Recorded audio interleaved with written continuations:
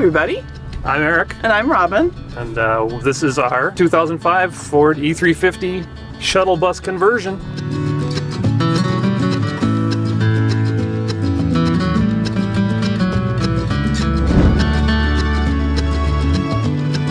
Well, hello and welcome to our shuttle bus conversion. My husband Eric is a carpenter, and so as you see, all the woodwork that you see here he made, constructed pretty much everything in the bus. We've been doing this for 3 years now, 3.5 years, and this design has worked spectacularly for us. We haven't had to really change anything. We haven't had to reno. When we designed it around this painting because we weren't going to leave this painting behind. It was a wedding present from a friend of ours. His name's Mitchell Johnson. He's a pretty well-known artist now. When I was thinking about how I wanted to use the kitchen, I wanted plenty of counter space because I like to spread out, and I wanted it to be a good working space between a stove and the sink.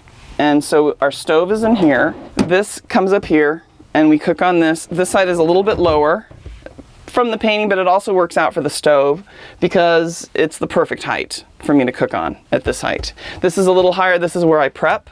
And so it's much easier for to prep, you know, with my cutting boards on this side. So our fridge is a chest fridge and freezer. We have the dual, keep a freezer here, fridge here, but it's worked great for us. We have never had a problem with it.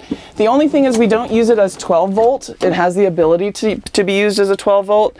We found that when we use the freezer, it does not keep up as much as it should, and so we just use it on AC. We found that we love the freezer and we love the fridge, but it's not very big, and so a lot of what takes up a lot of the space in the fridge is condiments. You know, if you use any condiments, they have to be refrigerated mostly. Things like eggs and cheese and stuff like that as well. So what we did is we got this igloo, but what we do with that is we do the bulky stuff. Drinks, salad stuff, vegetables, things that's really hard to kind of fit in this kind of fridge. So that was like our kind of compromise. Okay, so the sink.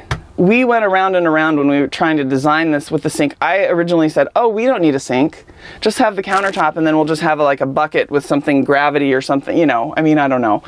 I'm so glad we didn't do that because we have this really big sink. It not only works as a sink, which you use it for, it also works as a thing that to put all the stuff on your counter when you're traveling, you can just stick it in there. It's big enough. So I've loved the sink. It has worked out great for us. The faucet has worked out. We haven't had to replace any of this kind of stuff. We use a French press for our breakfast. Our water we get through our Berkey, which we've had for 3 years now. I saw somewhere, and I don't remember where it is. I wish I could give, you know, cred to wherever I saw it. But I saw somebody used belts to hold their Berkey, and so we're thinking that was a great idea. And so we just went to a thrift store, found a couple of belts. I wanted different colors just for interest, and then we just used them. It's worked great, hasn't moved. And then when I wanted to put some utensils on the counter, which is a lot easier to store, we just got another little belt. This is our clothing storage. It used to not be. It used to be kind of other storage. That's one thing that we changed. It's better to have your clothes up in case there's any kind of leak or anything happening below. That's where some of them were before, below the bed. I have bins that work really well. Everything's packed in there, but it fits and it works. I have everything I need. And then Eric didn't like the bins that he had, so he's kind of freeform, but it still works. We also have some of our coffee. This is like our coffee stuff. Some of our spices and vinegars. So, you know, you kind of put things where they can go. This is our really messy cabinet with our glassware, which is really hard to store, I found. But, you know, you just work with it. These clothes, they stay closed. We don't have to worry about things falling out. So we got these baskets. This was from a friend who just didn't want this anymore. We found this in a thrift store, like an old vintage store. It's like copper. It was kind of cool. It's very functional. The only thing I would say in traveling with the baskets, you need to put something on top of them or this stuff will bounce out and you'll find it like everywhere. That's the only problem with these, I would say. But for storage, they're great. Keeps everything off the counter. So when we designed the bus, I put my spices in a drawer. To close the drawers, we came up with this paracord idea. It works wonderful to keep the drawers closed and it's super simple. So all we did was we basically put 2 staples with nuts on either side so it can't pull out, and then just stick it under the handle. Voila. We wanted a little bit of bling, so we've made a nice shelf to put some of the vases and stuff that we like. We're very visual people, so we tend to try and make the space pleasing visually to us, and so that was kind of like the behind the design as well. When we decided on how to do the ceiling, a lot of people do wood slats. We thought there's so much wood in here, we wanted something that was going to be accenting the wood instead of just competing with it. And so we came up with the idea of doing this grass cloth wallpaper. Eric put Luan boards as the platform, and then he pasted the wallpaper onto or glued it onto the boards, and then he made these really nice little details. Kind of looks a little yacht-like.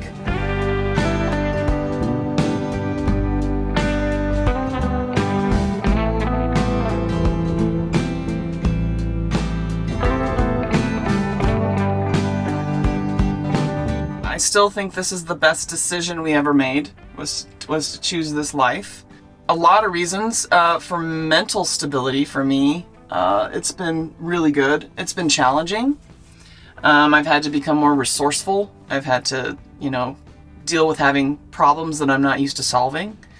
And so that's been really good. You as well. I mean, yeah, I mean, the biggest thing for me was just not having to dread getting up every morning at the crack of dawn and going, you know, bust my butt for 8 hours and hurt my back and hurt my knees and, you know, all of that. And just to be able to have the freedom of just relaxing, wake up when you want to wake up with the sun and have some coffee and, you know, just, and find gorgeous locations to hang out in every, you know, all over this beautiful country. I mean, there's just so much, you know, I don't think you can explain the phenomenon of being in control of your own time completely. Mm-hmm. It puts responsibility on you because you are solely responsible for everything, the money that you make and everything that you do. At the same time, though, it's just an amazing thing not to be obligated to do something that you just hate doing every day because you need to pay a mortgage or you need to pay your bills. Or we found a different way to live without having to do all that stuff. So we read a while back, on average, if you retire in America, especially if you do a labor-intensive job. Yeah, if you're in a trade or something right, where you're a factory or where you're having to really physically work for yourself, like I was, yes. You know, that, yeah, if you retire... If you retire at 55, the average age that you live is until 80. If you retire at 65, the average age you live is 67. And when we saw that statistics, like, yeah, that's not worth it. Right. And I mean, again, we want to kayak, we want to hike, we want to do these things while we still can, you know. Now is when we can actually still get out there and do 5 or 6 or 7 miles, you know. We can actually get out there and walk and, you know, enjoy it, be able to, you know, physically do what we want to do.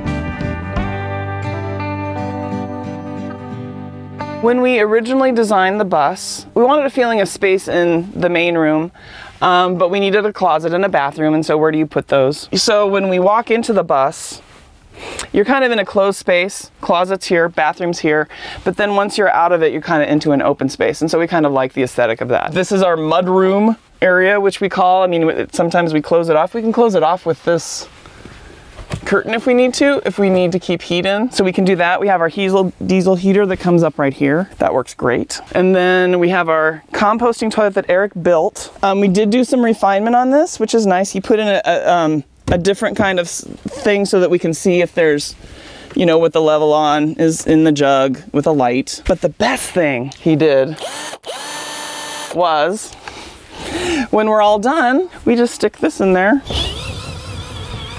Voila! Rechargeable, works great. Originally what we had was a crank, and you crank it like 25 times, and that can get a little bit old. So he came up with this. He's used a cement mixer, and then with a thing that you can just put the drill bit on and just mix it up. The way the composting toilet works is you separate out the liquids from the solids. So the front part of the composting toilet is where the liquid goes, and then there's a separator, and then when you have to do the other business, we have a thing that comes right off. It just comes off, and then you just do your business in there. And the theory is you don't mix any of the pee in there, and then you won't really have smell if you have a good composting medium. I think going to the bathroom in general for people is something that they get nervous about because it's something you have to do. You can't not, you know, do it. And so, of course, we were nervous about that. How's this going to work? And once you're out here for a while, it's no big deal, really. It's like nothing. It was so funny that I was stressed about it when it first started out. So the other thing as a nomad when you're trying to figure out this life is showering. Our rig, we probably could have fit a shower in here if we really wanted to, but we had decided on a different way. We thought at first that we would like use Planet Fitness and that we would, you know, use truck stops and those kind of showers. And then we did that a little bit, but it kind of becomes a pain. And then when the pandemic hit, then you're kind of like, oh, I don't know if I want to do that. What we did was we got a really, really nice shower tent. Like a big one. It's really roomy. We got a really nice Nemo shower. We use about 3 gallons of water between the two of us when we shower, and we do it probably about once a week, which people seem to freak out about, but it's really not a big deal. I love taking showers outside, I found out. It's just super cool because you have like the whole sky and everything is open to you. It's really warm because the sun's coming in. Again, when you're on the road, you just stop worrying about stuff that you used to worry about all the time that just doesn't mean anything anymore. You know, you just don't have time to be freaking out about stupid things. And so, you know, putting your pee jug out or, you know, worrying about your composting, it just becomes something that it doesn't matter. It's not even something you think about on a day-to-day basis. It's just something that you do, just like in a normal house. Okay, so this is our closet side. And if you know any nomads, the closet is just, it's kind of a nightmare. You just stuff what you can in there. We have this nice shelf. We have all of our electricity stuff, our charge controller, all the stuff that connects to our batteries, which are right down here. We also have our fresh water tank back there. We like that it's inside. We never have to worry about freezing pipes. But we just have all of our clothes packed in here. We have our dirty clothes here. And what we like to do is just do this. And then that's all there is then. Bye-bye. It's all gone. So this is the bed area. Originally when we designed this, we designed a couch conversion into a bed. And so we had a bunch of pillows that formed an L-shaped couch. We had a lagoon table that would go in the middle, and then we would put, we had kind of like back cushions were the ones that would, you know, fit into the bed. And that was good. We did that for like the first 2 years. And then what we really noticed is that no one's really coming into the van and sitting at our table with us very much. I mean, like hardly ever. If we're doing stuff, it's outside. And then when the pandemic happened, then there's no one coming into the van. So it's like, you know, everything was outside anyway. The cushions were getting old. They were starting to hurt our back. And so what we decided was just to convert it into a bed. Because what would happen is if I had it in the couch during the day and I'd want to lounge, like take a nap, it's like I'd have to either sleep in a weird area or like not in a very comfortable space. And so we decided we really like the lounging. And so we just kept it as a bed. We got a nice 8-inch mattress, and I don't miss at all the table and stuff. It was kind of a pain in the ass, to tell you the truth.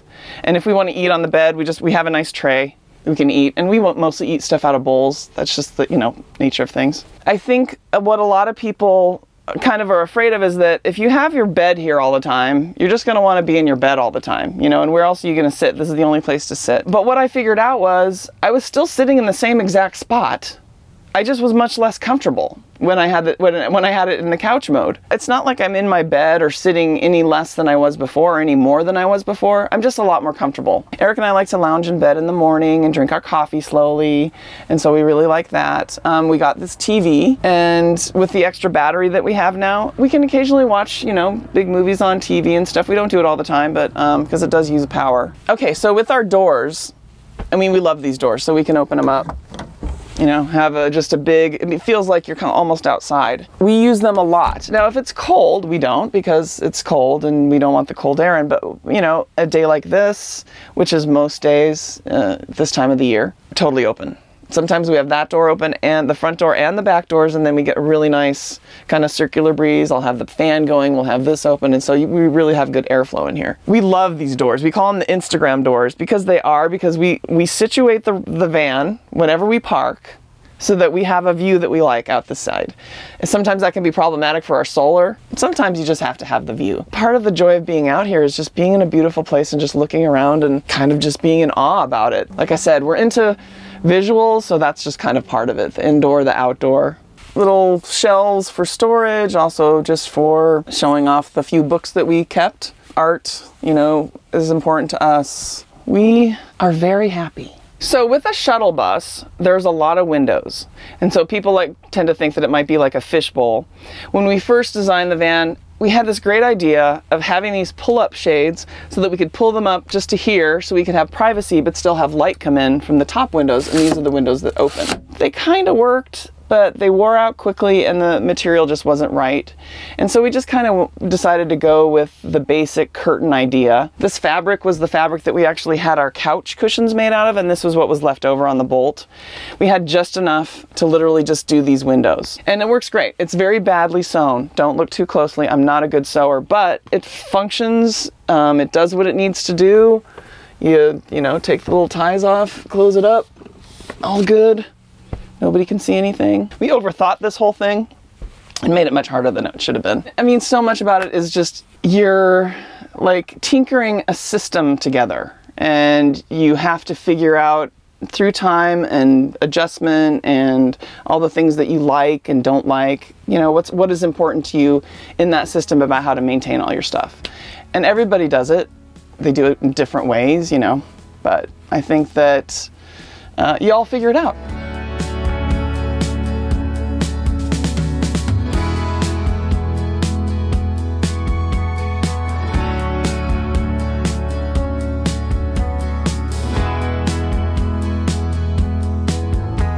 I think if anyone's out there thinking about doing this, and like seriously thinking about doing this, do it. Because you can always, you can always pull back. I always recommend to people to rent a van or to rent something first, take it out, maybe even go to a meetup of some sort. So if you're on social media and you follow certain people, if you want to do a schoolie, a lot of people go to Schoolie Palooza or the RTR before they even have a rig, because they want to see what's out there beforehand. So that's always a good way to go. But I would say to anyone who is seriously thinking about this, I would do it if you really feel strongly.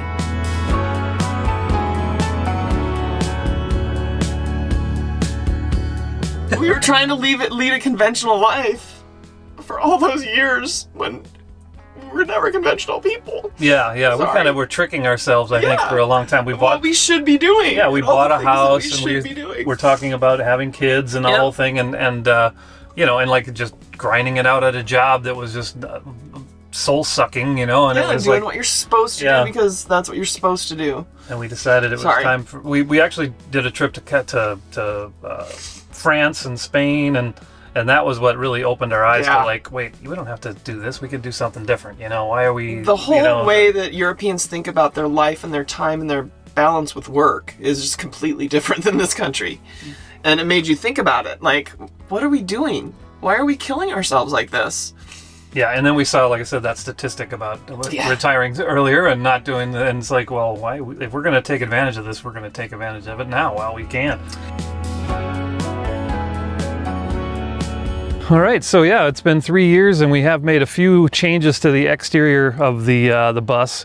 We originally had the classic standard bus doors. One of the panes of glass broke a couple years back and we had rigged it up to work in the meantime, and so we decided it was time to just go for a full-on change, and so we installed a full 36-inch exterior door that's got the glass, and I added the film on it that has the tinting on one side, and then the exterior is actually the 3M safety film, so it's less likely for people to mess with it, and if it ever did break, it's going to stay in place and not be a big old mess. Yeah, the door was a pre-hung exterior door from Lowe's.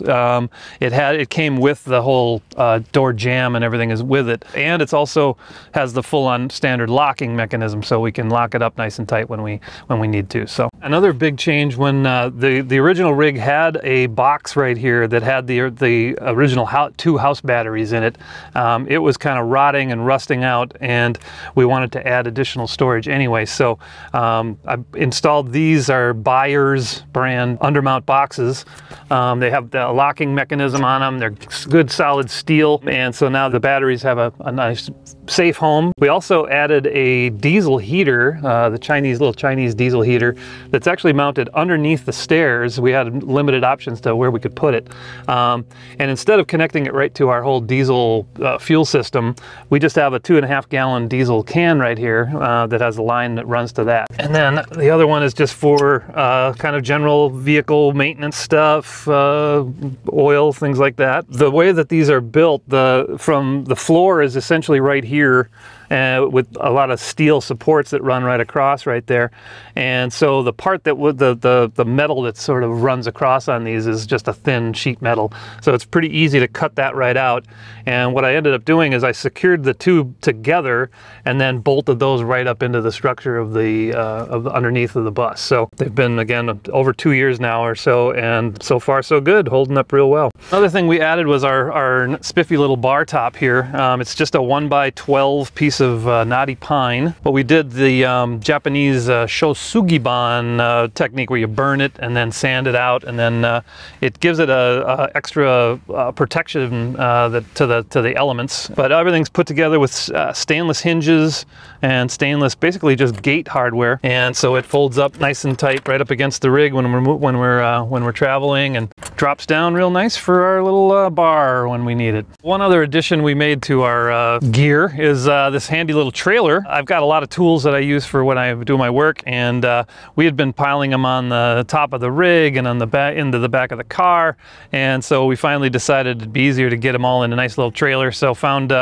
this simple little Harbor Freight little cheapo trailer that was on the marketplace for about 200 bucks, and put some new lights on it and put some new sides on it, and actually used some pallet wood for the floor of it. So now we can put everything in one place. Got a spot for the generator, and also for our little e-bike that we've been using for the last year or so. It's only a 4x8 little trailer, so it is real lightweight, and we don't feel it at all pulling it with the bus. A couple other things we have with our generator and our little diesel heater, we decided we wanted to make sure we had a little extra fuel storage, so we added the classic jerry cans. This one is for the diesel.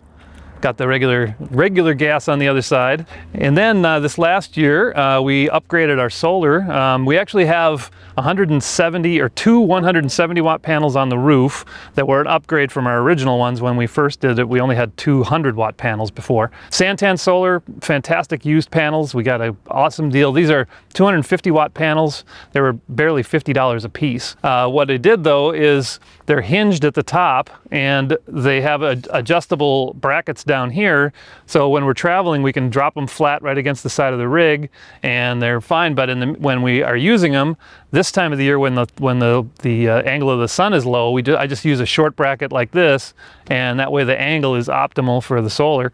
In the summertime, if we need to, I've got like extending camping poles that I can basically I could stand it all the way up, straight up, flat, or any angle in between. So it gives me that option to dial it in as just optimal for the solar we need. So, and they work great. The big storage unit that's on the roof, we actually originally had bought to put on the car, and we were using it up there, but then when we got the kayaks, we had to switch that up. But it's a really good size storage. We have backup gear for our like camping gear. We actually almost like a guest room. We've got a big extra tent, air mattress and stuff, so if family or friends come visit, we can throw up the tent and have people hang out in another little backup living space for ourselves there. We originally just had the bus when we first started out and when we did our 2 or 3 years ago, but you know, it has its limitations. You know, when you're camped out in the country somewhere and you want to get groceries, you got to pack everything up to go. So we wanted to get a second vehicle, a tow vehicle.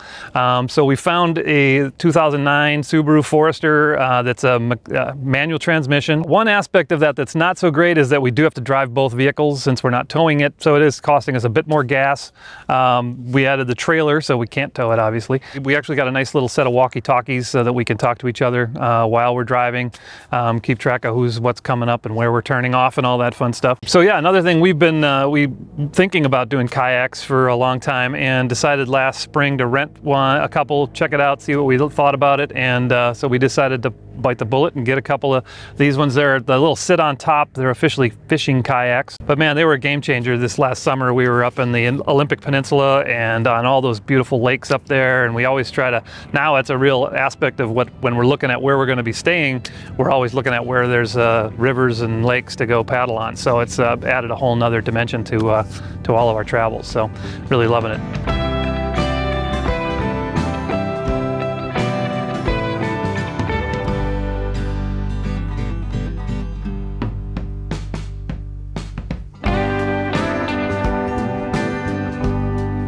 Thank you so much for watching our tour.